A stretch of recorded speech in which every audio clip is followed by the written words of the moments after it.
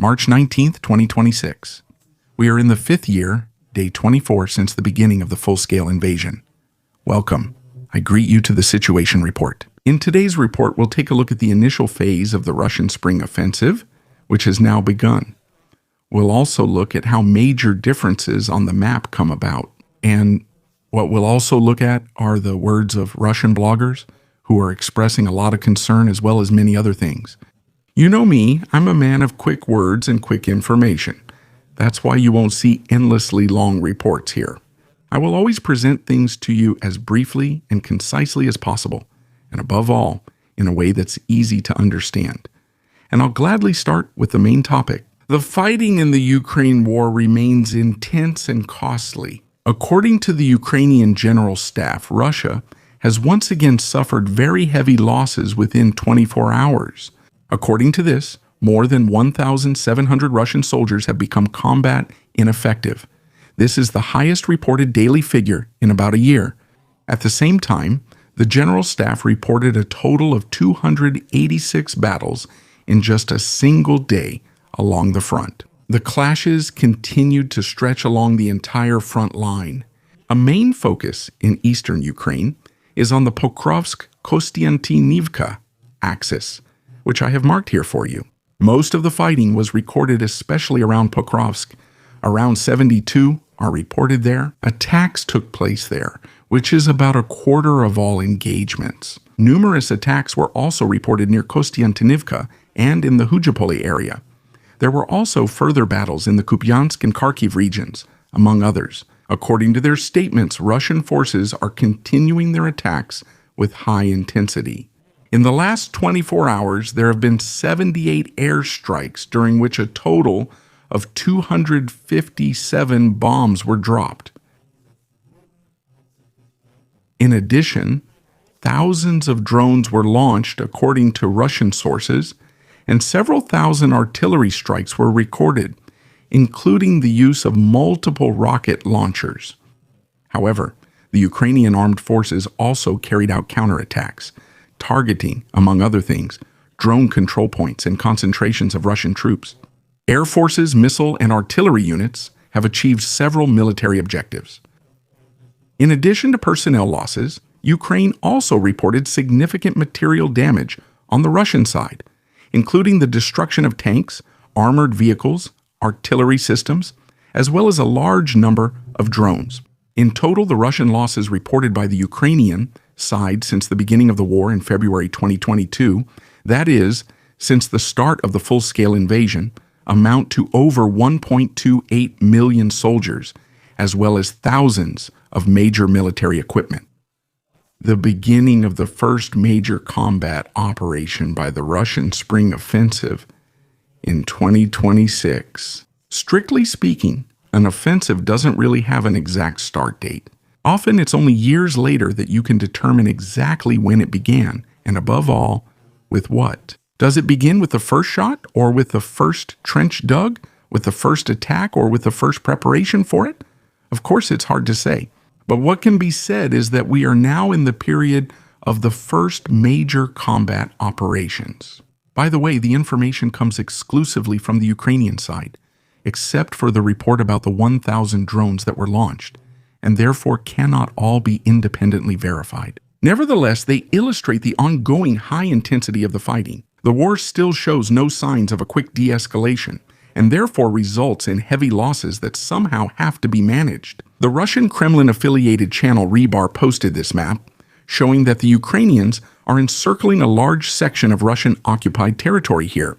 As you can clearly see, there are two directions of attack with fighting near Ternov and Novorihorka. Many pro-Ukrainian channels are now reporting a major problem for the Russians, and it's being portrayed that way because the situation map shows that they can no longer fight the Ukrainians on one of the main axes of attack. They can seemingly glide through the Russian positions here without any problems. Since this is a pro-Russian source reporting such a large Ukrainian advance, the whole thing is being portrayed or perceived as an even bigger success, because the enemy is also admitting it.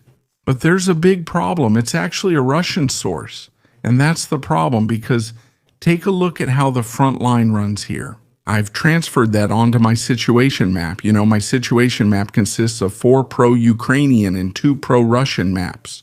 In the end, it's basically the average of what's being reported from both sides at the front or what's being reported by my sources, including the reports we get from units on the Russian side and geolocations on the Ukrainian side, which allows me to roughly say where the front line actually runs.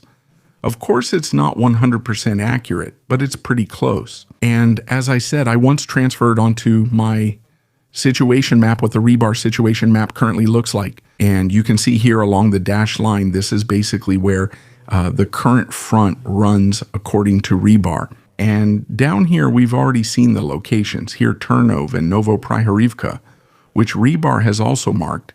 I'll try to display that on the side. And there, of course, it looks like an extremely large advance, although the front actually runs somewhere here before that, so the Ukrainians didn't really have to recapture that much. Rebar is simply showing much larger gains, which don't actually exist. That's why it looks on the map as if the Ukrainians have advanced extremely far. I don't want to downplay the Ukrainian success here either, because they were able to make territorial gains here, and fighting is still going on, especially here along the lines 134, 167, and 161. But as you can see for yourself, rebar has marked places on a map there that have demonstrably not been captured. So it's a typical Russian bias which creates a false impression. On the one hand, it shows a major advance, which does exist, but not to that extent. And on the other hand, it shows that the Russians are very weak here if they haven't been able to push back these 2 movements for weeks. And that's also problematic. The Russian blogger Ilya Remeslo has attracted attention with unusually sharp criticism of the Kremlin. In several posts, he speaks openly about Putin, his family, and even his mental state, a very sensitive topic in Russia, and above all, a very risky one. According to him, the starting point was a survey among his followers, in which the topic of Putin and his children received the most votes.